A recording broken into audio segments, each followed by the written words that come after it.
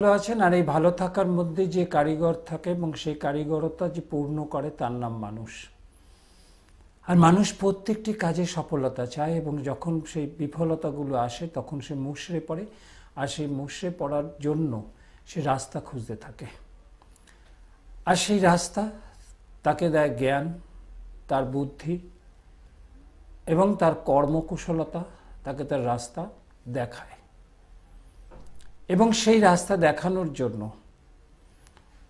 অন্ধকার রাস্তায় যেমন নাকি টর্চের দরকার, মোমবাতির দরকার, ঠিক সেই রকম আরেকটা আলো দরকার, সেটা হচ্ছে জ্যোতিষী, যে নাকি আলো হয়তো দেখাতে পারে না বা সরাসরি আলোর কোনো কাজ তার মধ্যে নেই, কিন্তু সেই নেচারের মধ্যে ভাইব্রেশন দিয়ে সেই জায়গাটা পরিষ্কার করে যে সময়টা মানুষ আটকে থাকে। আপনি সঙ্গে সঙ্গে বলতে পারেন যে প্রতিকার না পড়লে কাজ হয় না। কেন হবে না? এখান থেকে হেঁটে দিল্লি যাওয়া যায় না? যাওয়া যায়। 70 দিন লাগবে, শরীর নষ্ট হবে। আপনার যদি তাড়াতাড়ি কাজ থাকে নষ্ট হবে। সময় দরকার, কিন্তু মানুষ খুব তাড়াতাড়ি কাজ চায়। সেই তাড়াতাড়ির জন্য মানুষ চায় এর বিধান কি। আর সেই বিধানের জায়গাটায় মানুষ যখন আস্তে আস্তে তার রাস্তাগুলো খোঁজে, তখন সেই জিনিসগুলো যে 12টা ভাবে 12টা, সেই 12টা জায়গার মধ্যে লুকিয়ে আছে এক একটি ঘরে আরও 12টা জিনিস, যে প্রত্যেকটি ভাবের কথা বলতে পারবে, সে প্রত্যেকটি জিনিস নিয়ে সে আলোচনা করতে পারবে। কি করে বললাম যে 12টি লুকিয়ে আছে? প্রথম ভাব কি? তনুভাব, মনোভাব, দেহভাব, শক্তিভাব, এই রয়েছে। তার মধ্যে 2.25 নক্ষত্র রয়েছে, তার 12টি ভাব। কেননা 3 ডিগ্রি 20 মিনিট করে নক্ষত্র দৌড়ায় এবং সেই নক্ষত্র দৌড়নের মধ্যে এক একটি ভাব পরিবর্তন হয়। প্রত্যেকেই জানে আমার অশ্বিনী নক্ষত্রে জন্ম, কেউ বলল ভরণী, কেউ বলল কৃত্তিকা, কেউ বলল রোহিণী। এইভাবে যখন বলতে থাকে, জানে না সে কত অংশ পেয়েছে। অনুষ্ঠান বাড়িতে প্রথম খাওয়া শেষ যেটা পাতে আসে, যেটা নাকি পান, সেটাও খাওয়া। তার মানে পূর্ণ জায়গা। অপূর্ণতা থাকে মনে, আর সেই অপূর্ণতাকে পূরণ করে তার সেই অংশ। প্রত্যেকটি জায়গায় সেই অংশগুলো লুকিয়ে থাকে, সেটা খুঁজে বার করতে হয়। দ্বিতীয় ভাব ধনভাব, বাঘ ভাব, শ্বশুরবাড়ি ভাব। কথা কিভাবে বলবো, কিভাবে প্রেজেন্ট করব, কিভাবে সেই জায়গাটা দেখব, সেই ভাবটা। সেই জায়গাটা দিয়ে যখন মানুষের উন্নতির দিকগুলো চলে এবং সেই উন্নতিগুলো যখন আস্তে আস্তে আটকে যায়, তখন চিন্তা করে কি ফেলে আসলাম, কি পাচ্ছি আর কি পেয়েছিলাম। একবারও ভাবে না যে আমি কি সেই পাওয়ার যোগ্যতা আছে। দেখুন, অশ্বিনী নক্ষত্রের প্রথম কথা বলি যে প্রথম ভাগের ফল হচ্ছে ভীষণভাবে দৌড়দৌড়িতে সক্ষম। অশ্বিনী মানে অশ্ব শক্তি। বলো না হর্স পাওয়ার কত, সেই এইচপি। সেই জায়গাটা তার দৌড়দৌড়ির ক্ষমতা, এনার্জি কতটা, এবং কিছুটা সে সাদা মতন কথা বলে, মারপ্যাচ বোঝে না, কুটিলতা জানে না। দ্বিতীয় ভাগে ঠান্ডা লাগার ধাত, ভীতু ভাব, পিছিয়ে আসে, যে কাজটা করতে যায় সেই কাজটা সেই দিন হয় না, 7 দিন পরে হয়। তৃতীয় ভাব, সমস্ত কাজ করে নিয়ে আসলো, যখন ফিনিশ দেবে তখন তাকে প্রথম কাজে ভুল। কোথা থেকে যেন এনার্জি লস হয়ে যাচ্ছে, হঠাৎ শরীর তার পারমিট করছে না। এই জায়গাগুলো মানুষকে দেখতে হয় যে প্রত্যেকটি নক্ষত্রের ক্রিয়া কতখানি। আমরা সভ্য জাতি, বসন পড়ি, সেই কারণে গ্রহগুলো তার বসনের ভার হচ্ছে নক্ষত্রের উপরে। এক একটা জায়গায় এক এক রকম সাজ থাকে মানুষের, অনুষ্ঠানের সাজ, কর্মের সাজ, যে কোনো অন্ত্যেষ্টিক্রিয়ার কাজ করতে যাওয়া সেই সময় সেই সাজ, আনন্দ অনুষ্ঠানে যোগ দেওয়ার সাজ, শোকের সাজ, ঘুমানোর সাজ, খাওয়ার সাজ, এই যেগুলো কিন্তু প্রত্যেকটা ভাব। এবার আপনি খাচ্ছেন, আপনার জিভ তার স্বাদ পাচ্ছে, পেট নেবে কিনা সেটা আপনি জানেন না, গ্রহণ করবে কিনা। তাহলে সেই জায়গাটা ষষ্ঠ ভাব, রিপু ভাব, রোগ ভাব, যে কোন জায়গাটায় কোন রোগে আক্রান্ত হতে পারে। সেই জায়গা দিয়ে যখন মানুষ বিচার করে তখন মনে করে যে তার বোধহয় কোনোভাবে শরীরের মধ্যে উন্মাদনা তৈরি হয়েছে। একটা উদাহরণ দিলে বুঝবেন যে যে কোনো লগ্নের বা যে কোনো রাশির যে কোনো রবি সাপেক্ষের প্রত্যেকটি ভাব আছে, 3 রকম ক্রিয়া। লগ্নের একরকম, রাশির একরকম, রবির একরকম। এবার যেটি আমার কর্মকারক গ্রহ, দশম ভাব, সেই দশম ভাবের যে কর্মকারক গ্রহটি যদি পীড়িত অবস্থায় থাকে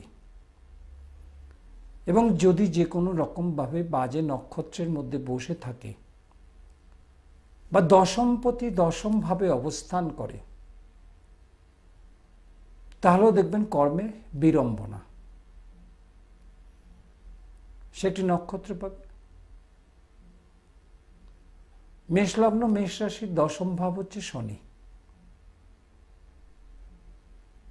এবার শনি যদি চতুর্থে থাকে, কর্কট রাশিতে 7, 8, 9 3টে নক্ষত্র আছে, পুনর্বসু, পুষ্যা, অশ্লেষা 3টে আছে, এবং সেই 3টে নক্ষত্রের কোন ভাগে পড়েছে? দশমপতি চতুর্থে। চতুর্থ লগ্নদর্শী হয়, মানে দশম দৃষ্টি থাকে শনির। সেই জায়গায় যখন দর্শী হয়ে যায় এবং দশমপতি হয়, তখন চতুর্থের ভাব সে তুলতে পারে না, কেননা ওটি চন্দ্রের ঘর, কর্কটের ঘর। সেখান থেকে সেই জায়গাটায় সে, যার 25 কেজি তোলার ক্ষমতা, তাকে যদি 100 কেজি ওজন তুলতে বলা হয়, সে কি পারবে? নিশ্চয়ই পারবে না, কেন ওই জায়গাটা তার ভার তোলার ক্ষমতার ঘর না। প্রত্যেকটি ঘরের প্রত্যেকটি বিচার আছে, এবং সেই বিচারের ক্ষেত্রে এক একটি গ্রহ এক একটি ঘরে ভালো থাকে, একটি জায়গায় গিয়ে সে খারাপ হয়। আর কোন জায়গায় ভালো কোন জায়গায় খারাপ সেটা আমি অনেকভাবে অনেক রকমভাবে বুঝিয়ে দিয়েছি, যে বাড়ির ঢোকা থেকে শোয়া পর্যন্ত মানুষ এক একটি ভাবে চলে। সেই ভাবগুলো প্রত্যেক সময় সেটা ছকের মধ্যে একদম প্রজ্জ্বলভাবে থাকে। উদ্ধার করাটা একজন জ্যোতিষীর কাজ। এটা আর কিছু দিয়ে হয় না। প্রত্যেকটি জিনিসেরই কিন্তু একটা উপাদান আছে। দেখবেন পুজো পাঠ করা আলাদা জিনিস, কোনো স্রোত করা বা কোনো রকম বন্দনা করা আলাদা জিনিস। জ্যোতিষের সঙ্গে তার কোনো মিল নেই, কোনো মিল নেই। সেই জায়গাটায় যেমন আলোর সঙ্গে অন্ধকারের খুব মিল আছে, অন্ধকার থাকলেই আলোর দরকার পড়ে। কিন্তু যে আলো এই বিশ্ব ব্রহ্মাণ্ডে ছড়িয়ে আছে, সূর্য, তার ওয়াটেজ মাপার ক্ষমতা আমাদের নেই, তার কাছে পৌঁছানোরও ক্ষমতা নেই, যে সারা পৃথিবীকে আলোকিত করে রেখেছে। যখন সে ডুবন্ত, সূর্য অস্ত যায় না, এখানে অস্ত তো অন্য জায়গায় উদিত হয়, এবং সেই জায়গাটা তখন আলোর দরকার পড়ে, আলোর মধ্যে আলো লাগে না। তাহলে ভালোর মধ্যে ভালো লাগে না, ভালোকে আর ভালো করার দরকার নেই। তার মানে যে গ্রহটি ভালো জায়গায় বসে রয়েছে তাকে শক্তিশালী করার দরকার নেই, সে নিজেই শক্তিশালী হয়ে বসে আছে, সেটা বোঝা দরকার। এবং যে গ্রহটি যে নক্ষত্রে বসে আছে সেই নক্ষত্রের অধিপতিও ভালো জায়গায় বসে আছে, তাহলে তাকে যদি পাওয়ারকে পাওয়ার করা যায় তাহলে বদহজম হবে, সেই জায়গাটা বোঝা দরকার। প্রত্যেকটির জন্ম লগ্নের মধ্যে বা জন্ম রাশির মধ্যে বা জন্ম রবি লগ্নের মধ্যে যে নক্ষত্রেই পাক, তার মধ্যে 3টি নক্ষত্র খারাপ থাকে। যেমন 5-এর পরে 5 নম্বর নক্ষত্রে যদি জন্ম হয়, 7 নম্বর নক্ষত্রটি খারাপ হবে, 9 নম্বর নক্ষত্রটি খারাপ হবে, 11 নম্বর নক্ষত্রটি খারাপ হবে। তাহলে 5 নম্বর নক্ষত্রে যার জন্ম, 7 নম্বর নক্ষত্রটা তার বৃহস্পতির নক্ষত্র, 9 নম্বর নক্ষত্রটা তার বুধের নক্ষত্র, 11 নম্বর নক্ষত্রটা তার শুক্রের নক্ষত্র। তাহলে 5 নম্বর নক্ষত্রটা কোথায় থাকে? বৃষ এবং মিথুন রাশি মিলিয়ে, যার নাম মৃগশিরা।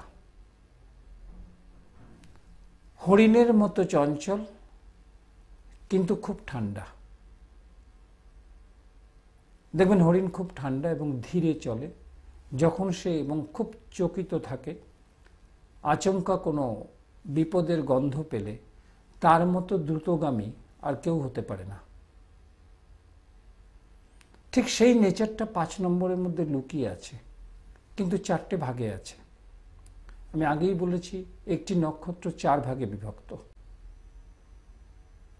এই 4 ভাগের ফল যে বার করতে পারবে এক একটি ভাগ করে করে, তাহলে কিন্তু সে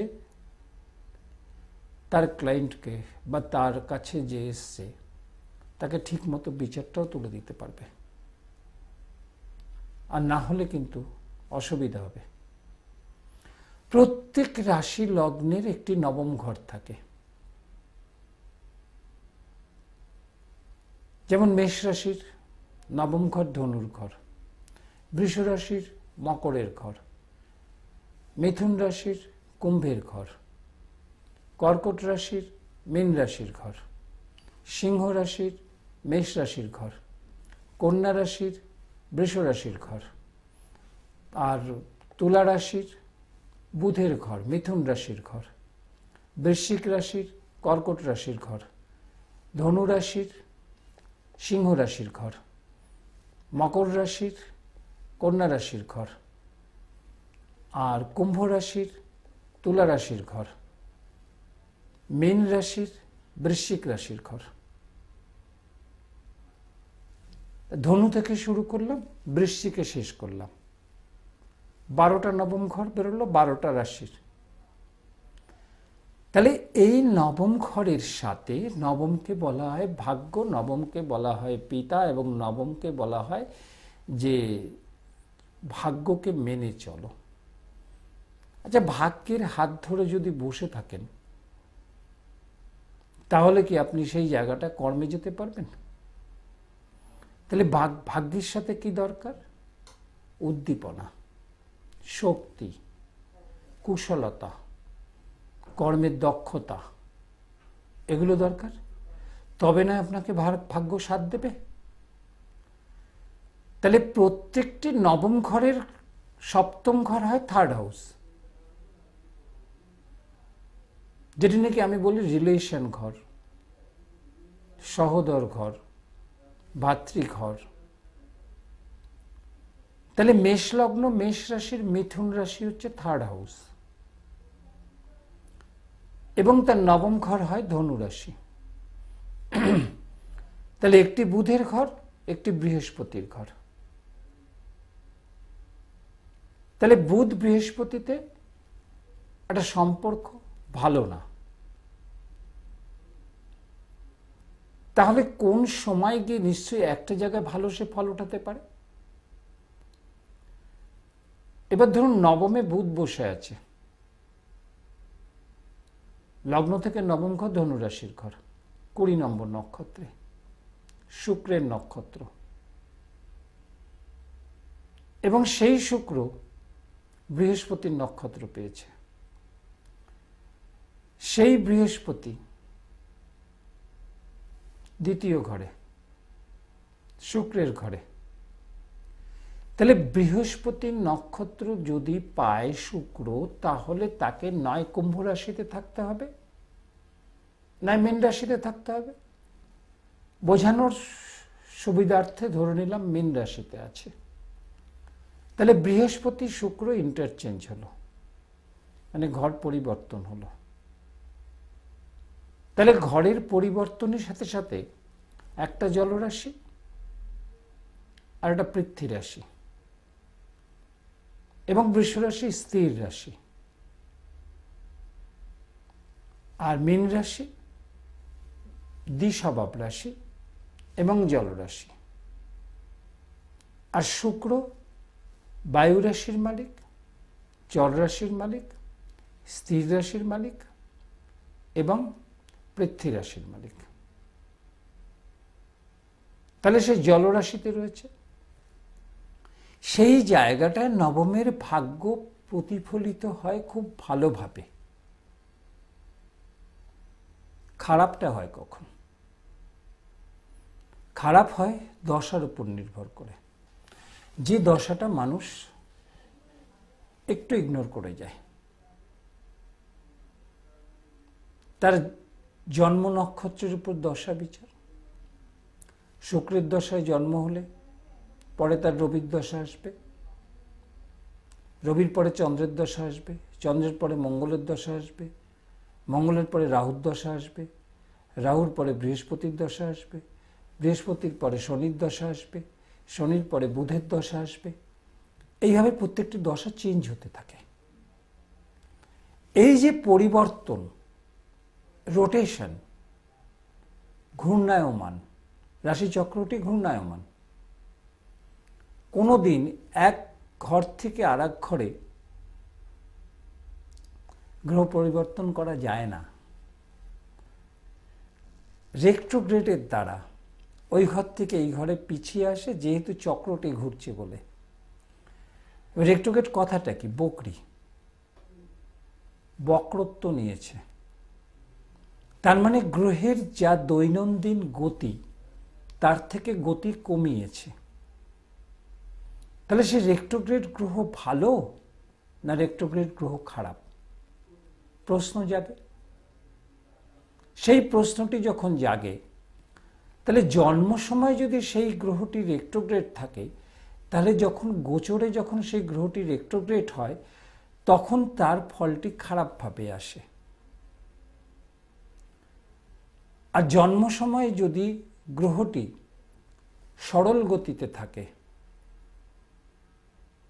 এবং গোচরে যদি রেট্রোগ্রেড হয়, তাহলে তাকে ধীরজ শান্ত করে দেয়। প্রত্যেকটি কাজ আস্তে আস্তে চলে এগিয়ে, কিন্তু সাকসেসটা আনে। প্রত্যেকটি গ্রহের দৈনন্দিন একটা গতি আছে। শনির 2 মিনিট, বুধের 1 ডিগ্রি 44 মিনিট, শুক্রের 1 ডিগ্রি 36 মিনিট, রবির 1 ডিগ্রি, বৃহস্পতির 37 মিনিট। এই যে গতিগুলো, সেই গতিগুলো কোনোটা লম্বা, কোনোটা আস্তে। তা দূরগতির গ্রহগুলো বা দূর যেগুলো নাকি দীর্ঘায়মান গ্রহ, যে এক ঘরে অনেক দিন থাকে, তার মধ্যে বৃহস্পতি 1 বছর থাকে এক ঘরে, শনি 2.5 বছর থাকে, আর রাহু কেতু গ্রহ না, রবির ছায়া একটি, চন্দ্রের ছায়া একটি, ছায়াপথ। ছায়াপথ কোনটা? রাস্তায় চলতে চলতে আপনি একটি গাছ পেলেন, সেই ছায়া, বিশ্রাম নেবার জায়গা। এরা যে ঘরে যায় সে ঘরের রূপ নেয়, সেই ঘরের রূপ ধরে এবং তার ভাব ধরে যদি সেই গ্রহটি জাতকের জন্মলগ্নে যদি ভালো থাকে তাহলে ভালো ফল দেবার চেষ্টা করে, আর যদি খারাপ থাকে খারাপ ফল দেবার চেষ্টা করে। এবং তার সাথে আসে নবাংশ, তারপরে আসে দৃক্কান, তারপরে আসে তৃতীয়াংশ। এই প্রত্যেকটি লগ্ন রাশিগুলো বিচার করে করে মানুষ যখন দেখে যে প্রত্যেক সময় খারাপ হয়, সেই খারাপের মূল জায়গাটা ধরতে পারে না। অষ্টমে বৃহস্পতি, বৃহস্পতির প্রতিকার। ষষ্ঠে রবি, রবির প্রতিকার। দ্বাদশে এই, তার প্রতিকার। এই করতে করতে একটি চলমান রত্নের দোকান হয়ে ওঠে আঙুলগুলো। মানুষ সেখানে ভুল করে, কেননা প্রত্যেকটি রঙই মানুষের ক্ষেত্রে প্রযোজ্য না। আমি আগেও বলেছি, এবারও বলছি যে জ্যোতিষ শাস্ত্র একটা হেয়ালির ব্যাপার, মাত্র 2 সেকেন্ড লাগে বুঝতে। ষড়বর্গের বিচার ধরে, তার প্রথম জন্মছকের ডিগ্রি ধরে এবং তার সমস্ত কিছু বার করে দেওয়া যায় এক ঝলকে দেখে, যে কিভাবে বার করব। মেষ রাশি, মেষ লগ্নের কথা যেটা বলছিলাম, তার সপ্তমপতি শুক্র, দ্বিতীয় পতি শুক্র। তাহলে দ্বিতীয় ধনপতি, আমি আগেও বলেছি বাকপতি, ধনপতি এবং কুটুম্বের ঘর এবং যে কোনো জিনিসের সঞ্চয়ের ঘর। তাহলে সে সপ্তম, জায়াভাব, ব্যবসার ঘর, পার্টনারের ঘর, অংশীদার, তার ঘর। সেই শুক্রের অবস্থান ভালো হওয়া উচিত।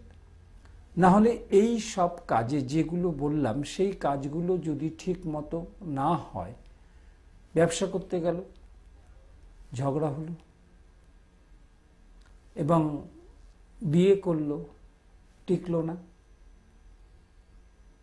ঘরে অশান্তি হলো, সবার সঙ্গে অ্যাডজাস্ট হলো না, কোনো জায়গায় কাজ করতে গেল তার সাথে বচসা হলো, এবং কোনোভাবে কোনো জিনিস সঞ্চয় করলো সেটা তার ক্ষেত্রে খারাপ হলো, যেটা আসলো সেটাই খরচা হয়ে গেল। এই জিনিসগুলো ঘটতে থাকে। কেন? দুনিয়া ঘুরছে, ছক ঘুরছে, আপনিও বয়স ঘুরছে, পৃথিবীতে থাকার বয়স কমছে। অতএব যে কোনো জিনিস বাড়লে কমে, সেটা হচ্ছে একমাত্র বয়স, থাকার বয়স কমে। কেউ সারা জীবন বাঁচে না, সারা জীবন বাঁচার ওষুধও বেরোয়নি যে আমি দীর্ঘায়ু হব। দীর্ঘায়ু কথাটা আলাদা, মধ্যমায়ু কথাটা আলাদা, অল্পায়ু কথাটা আলাদা, সেটা আলাদা। তো 3টে জ্যোতিষশাস্ত্রের কথা আলাদা, কিন্তু সারা জীবন বাঁচব এটা হয় না। তাহলে যে অ্যাস্ট্রোলজি করে সে সবার আগে বাঁচার চেষ্টা করবে, সমস্তগুলো ভালো তার দিকে টানবে, তারও তো খারাপ হয়। আজ পর্যন্ত কোনো ডাক্তার তার নিজের লোকের উপরে ছুরি চালায়নি, মানে অপারেশন করেনি। সেরকম কোনো জ্যোতিষী তার উপর এক্সপেরিমেন্ট করেনি যে তার আদৌ এই জ্যোতিষের জায়গাটা ভালোভাবে হবে কিনা, দেখা দরকার। এবার নবম ঘরের ভাব যেটা বলছিলাম, যে নবম থেকে ভাগ্য সবসময় ডিপেন্ড করে কর্মের উপরে। কর্মটি কি পেশার হবে, কিভাবে কি জায়গায় দাঁড়াবে, এবং কর্ম করতে গেলে কোন গ্রহের উপর ডিপেন্ড করতে এবং কোন ঘরের উপর ডিপেন্ড করতে হয়, এবং কিভাবে তার কোন কর্ম আসবে। আছে না যে তার অ্যাকাউন্টেন্সি লাইনে হবে, না অর্থনৈতিক লাইনে হবে, না তার বিজ্ঞান ভিত্তিক লাইনে হবে। তিনটে দিক আছে। সেই তিন দিকের ভাবটা আসে তার জন্মছক থেকে। আমি এর আগেও বলেছিলাম, আবারও বলছি, যে এক ফাইল সার্টিফিকেট রাখা তখনই দরকার, তখনই প্রয়োজন যদি সে সফলতা আসে জীবনে। আর যদি সফলতা না আসে তাহলে ওই ডিগ্রির কোনো দাম নেই, ওই লেখাপড়ারও কোনো দাম নেই। জ্ঞান বাড়ে, কিন্তু জ্ঞান বিক্রি করা যায় না। ঘরে বসে থাকলে নিজের জ্ঞান বাড়ে, অনেক দূর শিক্ষিত, লেখাপড়া শিখেছে, মুখের ধারে কেটে যাচ্ছে, কিন্তু কর্মের ভার নেই। সেই কর্মের ভারটা প্রত্যেকটি ঘর, যেমন দ্বিতীয় ঘর সঞ্চয় বললাম, তাহলে নবমের দায়িত্ব দশমের উপরে বর্তায়। সেই দশম কর্মের সঞ্চয়টা কিভাবে আছে? তাহলে দশমের দায়িত্ব একাদশের উপর বর্তায়, যে তার আয়টা কিরকম, সেভিংস কিরকম, পয়সা থাকবে কিনা, এবং সব কিছুর জায়গার মধ্যে শরীরের ক্ষয় কতখানি, যা প্রত্যেক দিন ক্ষয় হয় তার নামই শরীর।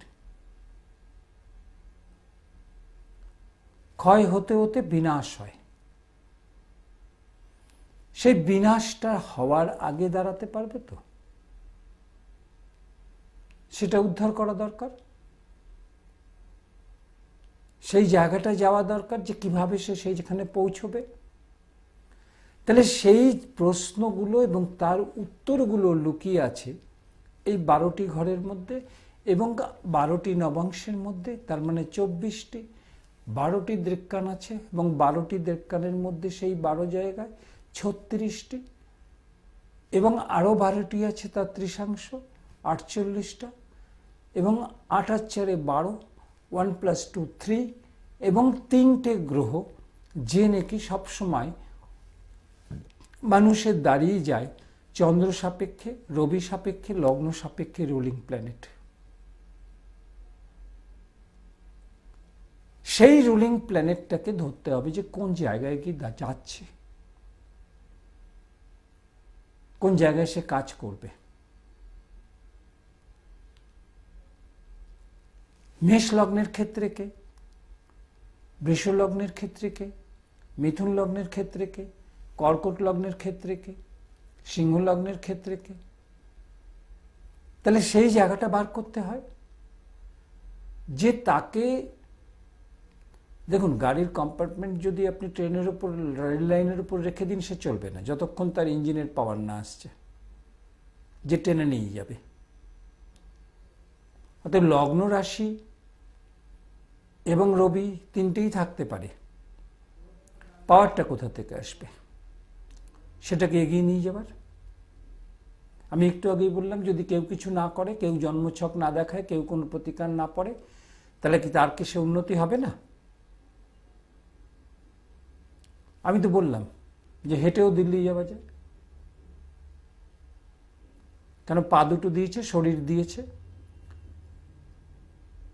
যুগ যুগ বছর আগে চলে গেলে কোনো বাহন ছিল না, এক গ্রাম থেকে আরেক গ্রাম হেঁটে মানুষ যেত, সকালে রওনা হতো, সন্ধেবেলা পৌঁছতো, কখন সূর্য উদয় হয়েছে কখন অস্ত গেছে বুঝতে পারতো না, তার করণীয় কাজটা পরের দিন করত। তার মানে একটা কাজ করতে গিয়ে 3 দিন সময় নষ্ট,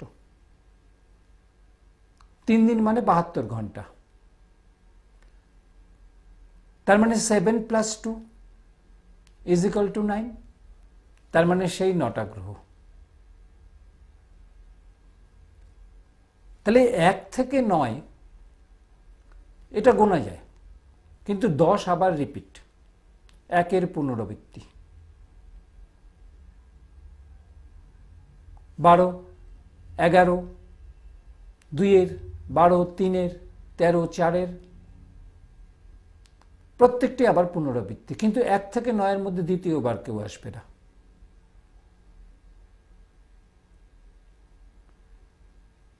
কিন্তু ছোটবেলায় যে পড়ানো হয়েছে, শেখানো হয়েছে, 1-এ চন্দ্র, 2-এ পক্ষ, 1-এ রবি কেন বলেনি? কেন চান্দ্র মাস বলে একটা হিসেব আছে, চন্দ্রকে ধরে রাশি চলে, চন্দ্রকে ধরে মন চলে।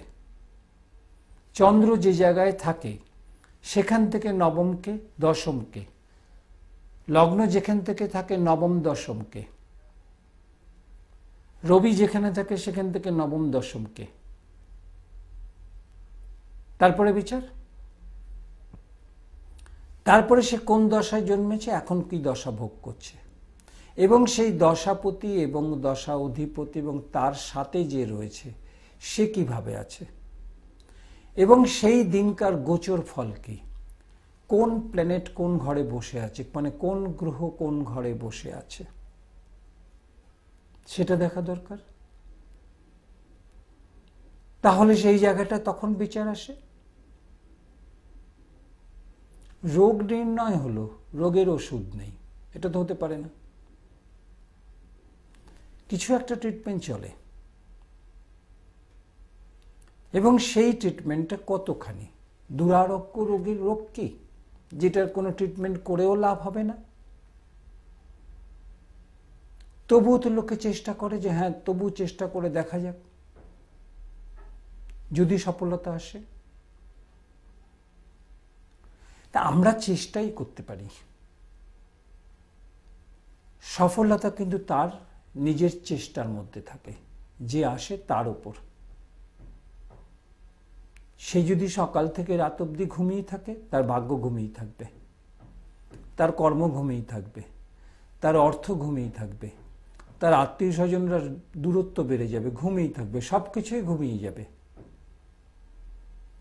তাহলে তাকে আগে চলমান হতে হবে, এবং তাকে তার চলমানের জায়গা থেকে তাকে তার শক্তি উৎপাদন করতে হবে।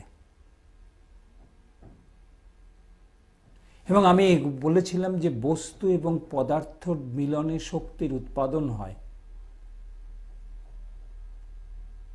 তাহলে সেই পদার্থ এবং বস্তু দুটো যদি মিল করানো যায় তাহলে লোকটি গতি পায়, জাতক বা জাতিকা আগের দিকে পার হতে শেখে। মঙ্গলের রাশি মেষ লগ্ন, মেষ রাশি মঙ্গলের ঘর, যে মঙ্গল তার অষ্টমপতি ও বৃশ্চিক রাশির মালিক, নবমপতি বৃহস্পতি, দশমপতি শনি, একাদশপতি শনি, দ্বাদশপতি বৃহস্পতি। তাহলে নবমের ফল যদি তাকে পেতে হয়, দ্বাদশেরও ফল পেতে হবে, কারণ দুটো ঘর বৃহস্পতির। তাহলে তার যদি বৃহস্পতির দশা রান করছে দেখা যায়, তাহলে সেই বৃহস্পতির রাশি লগ্নে অবস্থান কোথায়, কোন জায়গাটায় রয়েছে সেটা বার করতে হবে। সেই অবস্থানের ভাব কি? চতুর্থ ভাব বন্ধু ভাব, বাহন ভাব, গৃহ ভাব, মাতৃভাব, নিম্ন শিক্ষা ভাব, অনেকগুলো রয়েছে। সেখান থেকে সে উত্তীর্ণ করতে পেরেছে কিনা। তার দ্বিতীয় ঘর পঞ্চম, উচ্চশিক্ষা। আমি বলেছি প্রত্যেকটি দ্বিতীয় ঘর সঞ্চয়। উচ্চ জায়গা, প্রেম, ভালোবাসা, সেই জায়গা। উদর, পেট, যা নাকি শরীরের মধ্যে সবচেয়ে প্রয়োজনীয় জিনিস। ওটা ঠিক না থাকলে কোনো সারা শরীর ঠিক থাকবে না। তাহলে আপনি প্রশ্ন রাখতে পারেন, মস্তক কিছু না? অবশ্যই। শরীরের যে কোনো জায়গায় একটা কিছু ব্যথা পেলে সারা শরীর দোল দেয়। এবং মাথাটা কিন্তু সেই জায়গাটায় ভার হতে পারে পেটটা খারাপ হলে। মাথা ভার হলে পেট খারাপ হবে না, কিন্তু পেট যদি কোনো বিগড়ায় মাথা কিন্তু ভার হয়ে যাবে। তাহলে সেই পঞ্চম ঘর হচ্ছে উদরের জায়গা, পেট সংক্রান্ত ব্যাপার। তাহলে পঞ্চমের সপ্তম হচ্ছে একাদশ ঘর। তাহলে একাদশের সে সেই জায়গা থেকে বেরোতে পারবে তো? পেটের মধ্যে যে রোগ সঞ্চয় করেছে, কতটা সেভিংস আছে তার মধ্যে, না যা আছে তার থেকে বেশি ধার করে ফেলেছে, বা বেশি খেয়ে ফেলেছে, বেশি ড্যামেজ হয়েছে, সেটা বার করতে হয়। ষষ্ঠের সপ্তম দ্বাদশ, সপ্তমের নবম তৃতীয়, অষ্টমের নবম চতুর্থ। তাহলে যে চতুর্থ থেকে মানুষ সুখ আনয়ন করছে, সেই চতুর্থ হচ্ছে এবার তার অষ্টম ঘর, এবং অষ্টম ঘরের ফোর্থ হাউস। তাহলে সুখটা আসে কিসে? আয়ের উপর থেকে। তাহলে চতুর্থ, সপ্তম, দশম কর্মের উপরে। তাহলে সে কর্মটা কি করে আনবে? কর্মটা তার কাছে কতখানি অগ্রগতি আছে তার উপর নির্ভরশীল। তো সেই জায়গাটায় যদি গিয়ে মন্দিরে গিয়ে পাথরের উপর মাথা রেখে যদি রক্তপাত করায়, তাহলে সেই পাথর কি জানতে পারছে আমার যে কর্মের জন্য রক্তপাত হচ্ছে? তাহলে সব জায়গার খেলোয়াড় কি সূর্য, কিন্তু একটা রং পড়লে কিন্তু সেই রঙের দোলা শরীরে দেয়। আপনি যখনই কোনো শাড়ি কাপড় কিনতে যাবেন, রং পছন্দ করেন, কোন রংটা আপনাকে মানাবে। তাহলে সেই রঙের জায়গাটা একটা নিয়ে আসা যায়। কিন্তু রক্তপাত হলে তাহলে সারাদিন অনেক অ্যাক্সিডেন্ট হয়, অনেক রক্ত শরীর থেকে বেরোয়। তারা সুস্থ হয়ে গেলে ভালো ভালো কাজ করতে পারে, যেই পৃথিবীতে এই ধরাধমিতে একদম অনেক রক্তপাত সে ঘটিয়েছে। তাহলে সেই জায়গাটা সে সফলতা আনতে পারে, তাহলে ওই রক্তের কোনো দাম নেই। শান্তির জল, গঙ্গার জল, এই সমস্ত খেলে কর্ম আসে না। কর্মের জন্য পড়াশুনো লাগে, কর্মের জন্য দক্ষতা লাগে, কর্মের জন্য সাহসী লাগে, কর্মের জন্য চেষ্টা লাগে, এবং তার সাথে প্লাস ভাগ্য লাগে। ইজ ইকুয়াল টু কর্ম। তারপরে ফল, কতটা ভালো আনতে পারলাম সেই জায়গাটায়। শুধু নবম ঘরের উপর ডিপেন্ড করে বসে থাকলে হয় না। সবসময় রাশি পঞ্চম নবম কোণ, আবার কেন্দ্র, রাশি লগ্ন কেন্দ্র, আবার চতুর্থ সপ্তম দশম কেন্দ্র। কেন্দ্র কোণের মিলনে রাজযোগ। দুটি নিচস্থ গ্রহ মুখোমুখি থাকলে তাহলে কি বলে? নিজভঙ্গ রাজযোগ। তাহলে কতগুলো শব্দ আছে জ্যোতিষশাস্ত্রে, সেই শব্দগুলো প্রয়োগ করলে তার বিচারও আছে। কালসর্প বিচার আছে, মাঙ্গলিক বিচার আছে, বিষযোগ বিচার আছে। তাহলে এই শব্দগুলো দিয়ে শুধু প্রয়োগ করে মানুষকে বিভ্রান্ত করে তো লাভ নেই। মানুষকে আসল সঠিক পরিচয়টা দিয়ে সঠিক রাস্তায় চলার রাস্তা দেখাতে হয়, আলো দেখাতে হয়। আর সেই আলো সঙ্গে নিয়ে চলুন এবং আগামী দিনে আরো সুন্দর সুস্থ জীবন তৈরি করুন। ভালো থাকুন, ভালো রাখুন। আবার দেখা হবে। নমস্কার। আপনারা দেখছেন পশ্চিমবঙ্গ